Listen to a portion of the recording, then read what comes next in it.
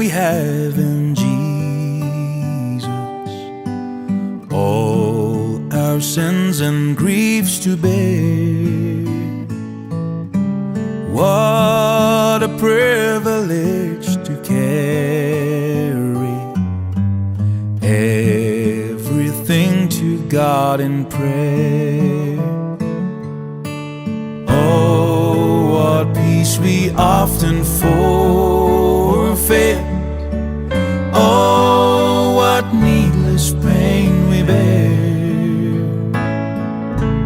All because we do not care.